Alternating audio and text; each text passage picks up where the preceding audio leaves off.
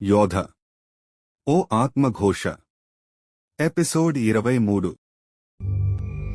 ఇక మిగిలింది పార్థు ఒక్కడే. తనకున్న మంచితనంతో ఇక్కడ నుండి తప్పించుకుంటాడా, లేక తను కూడా ఇలాంటి ఒక తప్పు చేసి ఆ పిశాచాలకి బలవుతాడా? యోధ కథ ఇప్పటికైనా తెలుస్తుందా? వాళ్ళ కథను బయటపెట్టే మార్గం ఏమిటి? ఆ మార్గానికి కారకులెవరు? ఇప్పటివరకు మన కథకి కథానాయకుడిగా భావించిన పార్థుని రక్షించడానికి ఇప్పటికైనా బయట నుండి ఎవరైనా వస్తారా? లేక తను కూడా అందరిలాగే పక్కనున్న శ్మశానంలో సమాధవుతూ దానికే శాశ్వతంగా సొంతమవుతాడా? ఏం జరగబోతుందో ముందు తెలుసుకుందాం. ఆ రోజు ఆదివారం. అప్పటికే తెల్లారడంతో కిందపడి ఉన్న పార్థుకి మెలకువ వచ్చింది. తన తల మీద ఎవరో కొట్టినట్లు, అంతా పట్టేసినట్లు దిమ్ముగా ఉంది. తనకి తానుగా అక్కడి నుండి లేవలేని స్థితిలో ఉన్నాడు. ఎవరి సహాయాన్ని అయినా కోరదాం అంటే తన నోట్లో నుండి సరిగా మాటలు కూడా రావడం లేదు. చుట్టూ చూస్తున్నాడు, ఎవరూ కనిపించడం లేదు. తనలో తానే శక్తిని కూడగట్టుకుని మెల్లగా బెడ్ మీదకి చేరుకున్నాడు. అక్కడే పక్కనున్న వాటర్ త్రాగి అసలు ఓపిక లేని పార్థు మంచం మీద పడుకుని అంతకుముందు జరిగిన సంఘటనలను గుర్తుకు తెచ్చుకుంటూ పదే తన స్నేహితులను తలుచుకుంటూ బిగ్గరగా అరుస్తూ ఏడుస్తున్నాడు. తన స్నేహితులను కోల్పోవడానికి, చివరికి తను అలా అక్కడ అనాథగా మిగిలిపోవడానికి కూడా కారణం తనేనన్న ఆలోచన తనని వేధిస్తుంది, మరింత బాధిస్తుంది. అవేష్, ప్రియా, గోపాల్, గౌతమి, విశాల్, కృతి అంటూ భోరున విలపిస్తున్నాడు. మిమ్మల్ని అందరినీ నా చేతులారా నేనే చంపుకున్నాను అంటూ మరింత గట్టిగా శోకిస్తున్నాడు. కాని ఈసారి అతని ఆర్తనాదాలు కాని, గోడుని కాని వినేవారు, పట్టించుకునేవారు లేరు. టైం గడుస్తుంది. కొద్దిగా పోయిన ఓపికంతా తనకి తిరిగొస్తుంది. ఇంతలోనే బయట నుండి ఏవేవో వింత శబ్దాలు, అరుపులు వినిపిస్తున్నాయి పార్థుకు. మూసి ఉన్న తన రూమ్ డోర్ మినహా మిగిలిన రూమ్ డోర్స్ పెద్ద శబ్దాలు చేస్తూ కొట్టుకుంటున్నాయి. అదేదో భయంకరమైన గాలికి కొట్టుకుంటున్నట్లుగా. అంతకు ముందు వరకు భయపడుతూ బ్రతికిన పార్థుకు అలా భయంతో బ్రతకడం కన్నా ఒకేసారి ఆ పిశాచికి ఎదురెళ్లి చావడం మెలనుకున్నాడో ఏమో. తన రూమ్ డోర్ తీసుకుని బయటకి వెళ్లి చూశాడు. తన గది బయటంతా గెస్ట్ హౌస్ పట్టపగలే చీకటి అలుముకుంది. ఆ గెస్ట్ హౌస్ బయట వాతావరణం హోరున వీస్తున్న గాలితో భీకరమైన వర్షం పడుతూ తుఫానుగా మారింది. బాల్కనీ నుండి ఆ శ్మశానం వైపు చూడగా అంతటి పెద్ద వర్షంలో కూడా ఆ చితి ఆరకుండా మరింత పెద్దగా మండుతుంది. ఆ వర్షపు ధారలే పెట్రోల్లా ఆ చితి మీద పడితే ఎలాగైతే ఆ చితి మంటలు ఎగేసెగిసి పడతాయో అలా ఉంది అక్కడ. మరొక పక్క మిగిలిన అన్ని రూమ్ డోర్స్ మాత్రం ఓపెన్ చేసి బయట నుండి వీస్తున్న గాలి దాటికి నిజంగానే డభే మంటూ కొట్టుకుంటున్నాయి. అంతకు ముందు వరకు క్లోజ్ చేసున్న ఆ గదులన్నీ అప్పటికప్పుడు తెరుచుకోవడంతో వాటి లోపలేమైనా తన స్నేహితులకి సంబంధించిన క్లూ ఏదైనా దొరుకుతుందని ఆశతో ఆ రూమ్స్ వైపు వెళ్లాడు పార్థు. ముందుగా ప్రియ రూమ్ లోకి వెళ్లాడు పార్థు. అలా తను ఆ రూమ్ లోకి వెళ్లగానే ఒక్కసారిగా ఆ రూమ్ డోర్స్ తో పాటు మిగిలిన అన్ని రూమ్స్ డోర్స్ కూడా శబ్దాలు చేయడం ఆగిపోయాయి. తను అలా రూమ్ లోకి వెళ్తుంటే అంతా నిశ్శబ్ద వాతావరణమే. పిన్ డ్రాప్ సైలెంట్ అన్నమాట. పార్థు నడుచుకుంటూ వెళ్తుంటే మాత్రం తనకి తన అడుగుల శబ్దం మాత్రమే వినిపిస్తుంది. అలా తను వెళ్తూ ప్రియ బెడ్ పక్కన క్రింద పడున్న ఒక లాకెట్ తో కూడిన నెక్లెస్ లాంటిది తనకి దొరికింది. దాన్ని గుర్తుపట్టిన పార్థు అది ఖచ్చితంగా ప్రియదే అని కన్ఫర్మ్ చేసుకున్నాడు. మోకాళ్లపై కిందికి కూర్చుని తన చేతుల్లోకి అది తీసుకోబోతుంటే సరిగ్గా అప్పుడే వెనుక నుండి ఎవరో వచ్చి తన భుజం మీద చేయ వేయబోతున్నట్టనిపించి ఒక్కసారిగా వెనక్కి తిరిగి చూసిన పార్థుకి అక్కడ ఎవరూ కనిపించలేదు. కాని భయంతో పార్థుకి సడన్ గా గుండె ఆగినంత పనైంది. ఆ నెక్లెస్ ని తీసుకుని ఇంకా ఏమైనా తన వస్తువులు దొరుకుతాయేమోనని ఆ గదంతా అలాగే వెతుకుతున్నాడు పార్థు. కాని అది తప్ప మరేం దొరకలేదు అతనికి.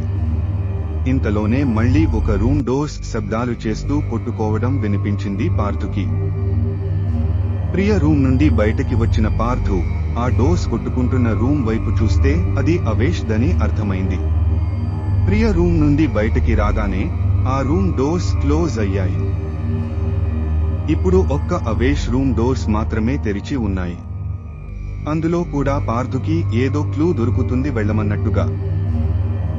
అలా వెళ్లిన పార్థుకి అక్కడ రూమ్లో కింద ఫ్లోర్ మీద బ్రాస్లెట్ ఒకటి తన కంటికి కనిపించింది. అంతకుముందు సంఘటన గుర్తుకు వచ్చి వెనకకు అంటే ఆ రూమ్ మెయిన్ డోర్ వైపు తిరిగి చూశాడు. అక్కడ ఎవరూ లేరు. దీంతో దాన్ని కూడా కిందకి వంగి తీసుకునే ప్రయత్నం చేస్తుంటే ఇంతలో పైనుండి ఏదో తన మీద పడుతున్నట్టుగా అనిపించి తల పైకెత్తి చూశాడు. అప్పటి వరకు ఆఫ్ లో ఉన్న ఆ రూమ్ సీలింగ్ ఫ్యాన్ కాస్త చాలా వేగంగా తిరగడం మొదలయ్యింది. ఆశ్చర్యానికి లోనైన పార్థు స్విచ్ బోర్డ్ వంక చూడగా ఎవరో అప్పుడే ఆ ఫ్యాన్ స్విచ్ ఆన్ చేసి వెళ్ళినట్టుగా ఉంది. ఖంగుతిన్న పార్థు ఎవరది అంటూ లోలోపల భయం ఉన్నప్పటికీ కొంచెం గంభీరమైన స్వరంతో అరుస్తున్నాడు. ఈసారి వేరొక రూమ్ డోర్స్ శబ్దం చేస్తూ వినిపించగా పార్థు ఆ రూమ్ నుండి బయటకు రావడంతో అవేష్ రూమ్ డోర్స్ కూడా క్లోజ్ అయ్యాయి. శబ్దాలు చేస్తున్న డోర్స్ కలిగిన రూమ్ గోపాల్ది. ఇప్పుడు అతని రూమ్ డోర్స్ ఓపెన్ అయ్యాయి. బిక్కుమంటూ భయంతోనే ఈసారి కూడా ఆ రూంలోకి వెళ్లాడు పార్థు. అక్కడే కింద ఒక వాలెట్ చెల్లా చెదురుగా పడి ఉండడం, అందులో నుండి గోపాల్ పాస్పోర్ట్ సైజ్ ఫోటో ఉండడంతో అది గోపాల్ దేనని కన్ఫర్మ్ చేసుకున్నాడు పార్థు.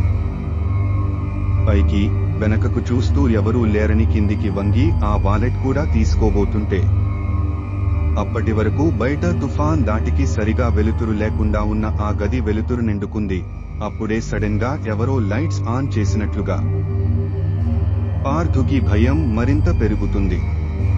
అయినా కొంచెం ధైర్యం చేసి, హే, ఎవరు నువ్వు?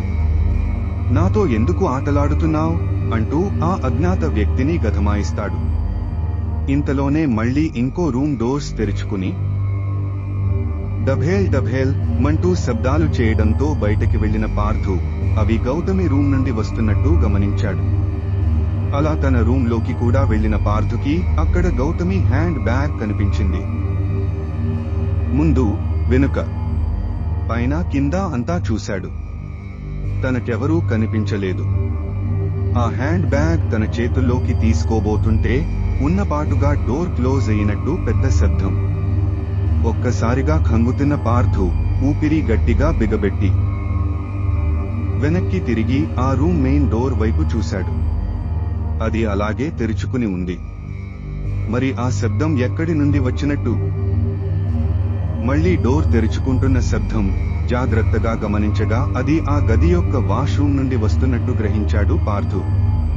దాంతో ఊపిరి పీల్చుకున్నాడో లేదో సరిగ్గా అప్పుడే మరింత పెద్ద శబ్దాలు చేస్తూ బయట నుండి ఇంకో రూమ్ డోర్స్ కొట్టుకోవటంతో ఆ హ్యాండ్ బ్యాగ్ ని కూడా తన చేతుల్లోకి తీసుకుని బయటకి వచ్చేశాడు పార్థు. ఈసారి విశాల్ రూమ్ తెరిచి ఉంది. ఆ రూమ్ లోకి వెళ్లిన పార్థుకి అక్కడ ఒక రింగ్ ఒకటి కనిపించింది. అది విశాల్దే అని గుర్తించిన పార్థు దాన్ని తన చేతుల్లోకి తీసుకునే ముందు చుట్టుపక్కల అంతా పదే తడిమి చూస్తున్నాడు. ఎక్కడా ఎవరూ ఉన్నట్టు లేరు. కిందకి వంగి అది తన చేతుల్లోకి తీసుకోబోతుండగా ఎవరో ఆ రూమ్ డోర్ నాక్ చేస్తున్న శబ్దంతో ఒక్కసారిగా ఉలిక్కిపడి వెనక్కి తిరిగి చూశాడు పార్థు. కాని అక్కడ ఎవరూ లేరు. ఎవరది? ఎవరు? పిచ్చిగా ఉందా అంటూ ఒక పక్క భయపడుతూనే మరొక పక్క మరింత ధైర్యం కూడగట్టుకుని గంభీరమైన స్వరంతో పెద్దగా అరుస్తున్నాడు పార్థు. కాని తన అరుపులకి సమాధానం లభించలేదు. ఇంతలోనే కృతి రూమ్ వైపు నుండి డోర్ కొట్టుకుంటున్న శబ్దాలు వినిపించడంతో అదే భయంతో ఆ రూంలోకి వెళ్లాడు పార్థు. అక్కడ కూడా అంతా నిశ్శబ్దమే. ఎంత నిశ్శబ్దం అంటే చిన్న పిన్ పడినా వినపడేంత. అలా తను ఆ రూంలో నెమ్మదిగా అంటే ఈసారి తన పాదాలు కూడా శబ్దాలు చేయనంత నెమ్మదిగా వెళ్తుంటే టిక్ టిక్ టిక్ మంటూ శబ్దం ఒకటి వినిపించింది తనకి. ఆ శబ్దం వస్తున్న వైపు చూడగా కింద ఒక వాచ్ పడుంది. అది కృతిది. దాన్ని కూడా తన చేతుల్లోకి తీసుకుందామని కిందికి వంగగా పక్కనే ఒక నీడ నిలువెత్తుగా నిలుచున్నట్టు కనిపించింది. అది తనది కాదని తనకి అర్థమైంది. మరి ఆ నీడ ఎవరిది? ఈసారి తనకి నిజంగానే గుండె ఆగినట్టనిపించింది. భయంతో వెనక్కి తిరగలేక నెమ్మదిగా వెనక్కి తిరిగిన పార్థుకి అక్కడ ఎవరూ కనిపించలేదు. వెంటనే పక్కకు చూడగా అక్కడ అంతకుముందున్న ఆ నీడ మాయమైంది. పార్థు కాళ్ళు చేతులు ఆడడం లేదు. వేరొక రూమ్ డోర్స్ కొట్టుకోవడం స్టార్ట్ చేయడంతో బయటకి వచ్చిన పార్థు ఏం జరగబోతుందో తరువాతి భాగంలో తెలుసుకుందాం. వీక్షించినందుకు ధన్యవాదాలు. తరువాయి భాగం రేపు వస్తుంది. సబ్స్క్రైబ్ చేసుకుని వేచి ఉండండి.